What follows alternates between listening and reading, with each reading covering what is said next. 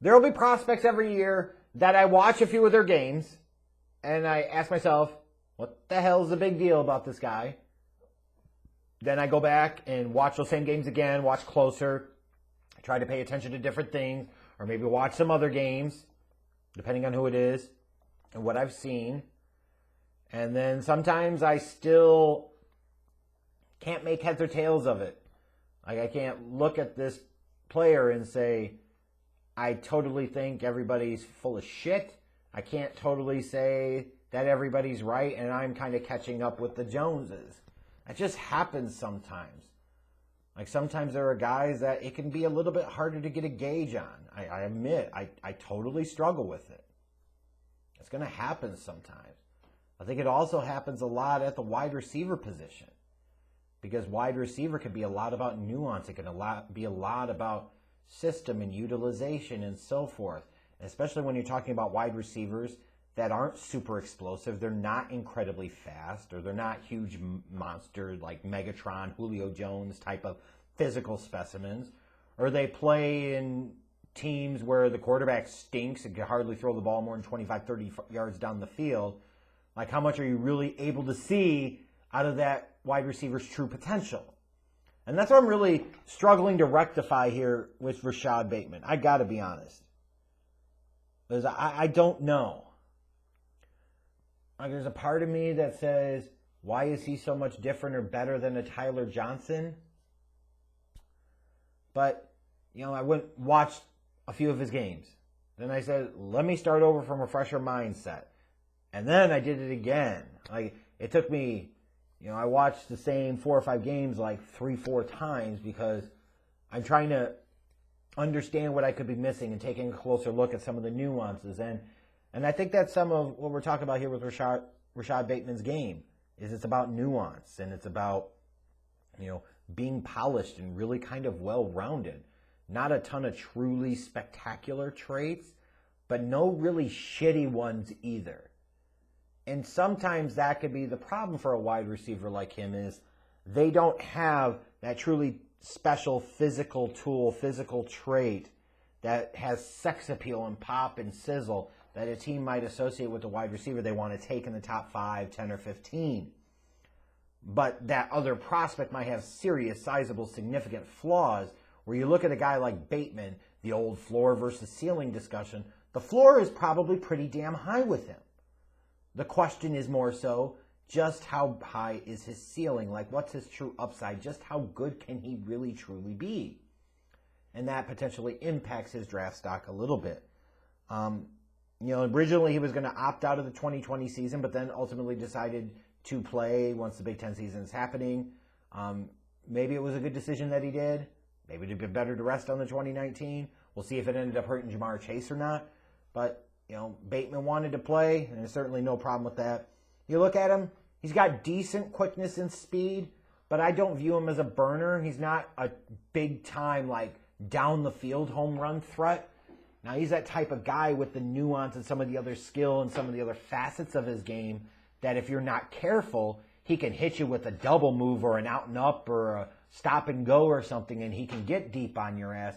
He's just not going to be the type of guy that's going to be able to consistently do that just based off of sheer, raw, athletic ability, if you get what I'm saying. Like, he's enough to play receiver in the league, certainly, whether it be in the slot or outside.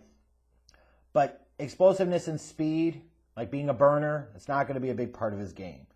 Where you're talking about with him, you're talking more about precision and route running and the ability to hit the double move, the ability to get defenders off balance, the ability to beat press coverage. Like, these are things that he's really good at.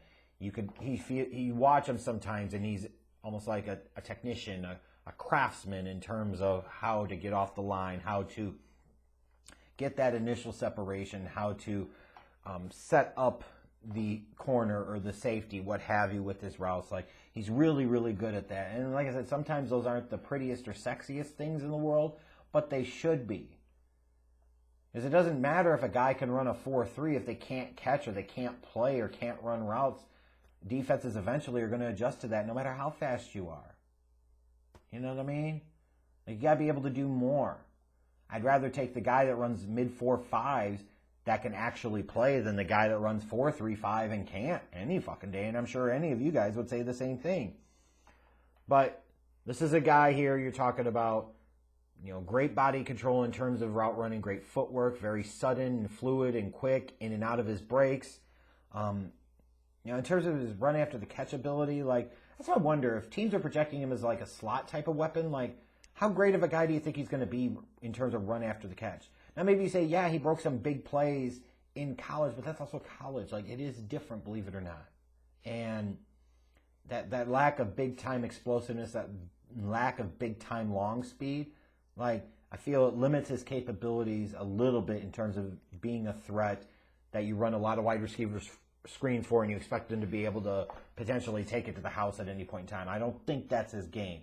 He's a guy that, again, based off of nuance and based off of intelligence, he's going to be able to make maybe some people miss. He's going to be able to find running lanes. He's going to be able to get some yardage. Kind of a tough-nosed runner, too, when he wants to be. But, again, not going to overwhelm you with quickness or speed or size or anything like that.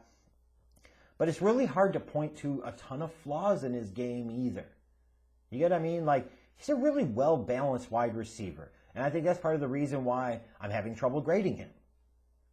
I had trouble grading him. Now, the one thing that concerned me a little bit, I do want to call out, is I thought he was a much better catcher of the football in 2019 than he was in 2020. I believe it was the Iowa game that I counted at least 4 or 5 drops. At least. That ball was bouncing off of his hands. They were throws that, even if they weren't the easiest throws, they were throws that you're talking about a potential first-round talent. Those are the type of damn throws that he needs to catch. Those are the catches that he needs to make. And it actually disappointed me a little bit because I remembered his hands in 2019 being much better than what I actually saw in 2020. Maybe that was just because of the limited game reps, the uncertainty of whether or not he was actually going to play in 2020. But it's something that you're going to have to vet a little bit. Do you have confidence that he can concentrate consistently? Do you have confidence that he's going to be willing to go over the middle? Because I saw a couple of times at Minnesota where he demonstrated a little bit of fear going over the middle, a little bit of alligator arms. Sometimes you make business decisions. I understand that, but you're talking about potentially drafting a guy in the first round or maybe at the very, very top of round number 2. If you're going to be playing him in a slot type of role, you want that guy to be fearless, courage all abound. And I'm not sure that he doesn't have it. I'm not sure that he totally does. But I look at him and I'm trying to figure out, if he was an outside wide receiver and he's a little bit bigger, then, there's certainly some elements maybe of a Jordy Nelson or an Allen Robinson that I see in his game. If you're envisioning playing him in the slot, then maybe it's a little bit more of a Keenan Allen type. If you remember Keenan Allen going way back to his days at Cal coming out, he had concerns about the knee injury with him, granted, but, he was a guy that he wasn't incredibly fast, but he was pretty well polished and well rounded. I see a similar type of potential career arc for Rashad Bateman. Now, maybe the roles won't be identical in terms of NFL career for Rashad Bateman versus Keenan Allen, but I see elements in some of these guys' games in him. Which, again, when I think about, Jordy was it was a second-round pick back in the day. Allen Robinson was a second-round pick. Keenan Allen, wasn't he a third-round pick? Yeah, in 2013. But we're talking about here him being potentially a first-round pick. That doesn't mean he shouldn't be. I've seen a lot of people talk about him going somewhere like the Baltimore Ravens. And you know what? Yeah, you can mock it to somewhat. You say, yeah, they would take the guy that lacks those truly special physical traits. Yeah, but maybe they need a guy that could just actually play. And you really look at Rashad Bateman and you start looking at those teams in the 20s. You could frankly start with Chicago. You could go Indianapolis, and you could go the Jets maybe. You could go the Jags. You could go, as you start looking at those teams in the 20s, I would expect some of them teams are going to have to be interested in this guy. And maybe envisioning he could be a guy that you could get towards the end of round 1 that comes in and has some type of Justin Jefferson type of impact for you in year 1. And that might be a bit ambitious, obviously, but you get what I mean. I've got a second-round grade on him because I think there is a little bit of difference between guys like Chase and Waddle and Smith. But I don't think the difference is that great. Admittedly, for me, there's a little bit of bias because I worry about Is he a slot guy that doesn't have a ton of wiggle to his game?